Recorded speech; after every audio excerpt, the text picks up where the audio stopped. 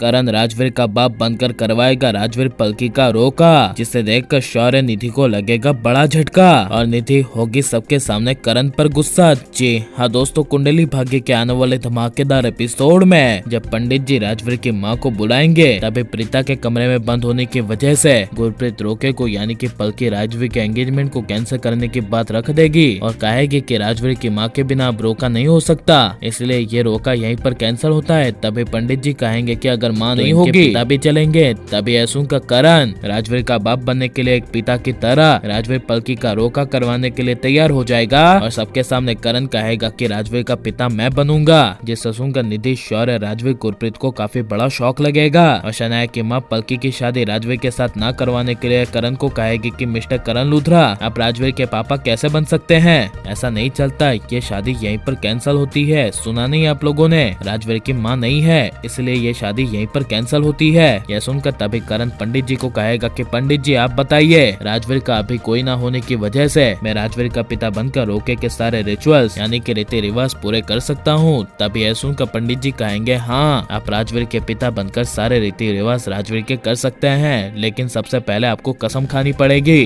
कि आप इस लड़के यानी कि राजवीर को अपना बेटा मानते हैं और एक बाप की तरह आप हमेशा राजवीर का साया बनकर रहेंगे। यह सुनकर करण अपने बेटे जैसे राजवीर के लिए ये सारी कसमों को खा लेगा और कहेगा कि मैं राजवीर का हमेशा एक बाप की तरह साया बनकर रहूंगा और राजवीर पर कोई भी परेशानी आएगी तो एक बाप की तरह मैं राजवीर की हमेशा रक्षा करूंगा। जिसे सुनकर निधि से देखा नहीं जाएगा और निधि गुस्से से करण को कहेगी करण बस तुम्हें पता है ना कि हमारा एक ही बेटा है शौर्य, तो ये दूसरे अनजान लड़के 2 टके के राजवीर को अपना बेटा बनाने की जरूरत क्या है। ये ना ही कोई हमारा लगता है और ना ही हमारी फैमिली का कोई रिश्तेदार है और ना ही कोई हमारी फैमिली का हिस्सा है। ये सुनकर तभी करण कहेगा जस्ट शट अप निधि, तुम भूल गई हो शायद राजवीर ने हमेशा शौर्य का एक बड़ा भाई बनकर हमेशा शौर्य की रक्षा की है और तुम्हें निधि अच्छे से पता होगा कि जब लुटेरों ने हमारे घर पर हमला कर दिया था तब शौर्य राखीमा और हमारे पूरे परिवार की जान और किसी ने नहीं बल्कि राजवीर ने बचाई थी, वो भी अपनी जान की परवाह के बिना। लेकिन बदले में शौर्य ने क्या किया, सिर्फ राजवीर को धोखा दिया। शौर्य ने बारूद वाला जैकेट राजवीर को मारने के लिए स्पेशली बनवाया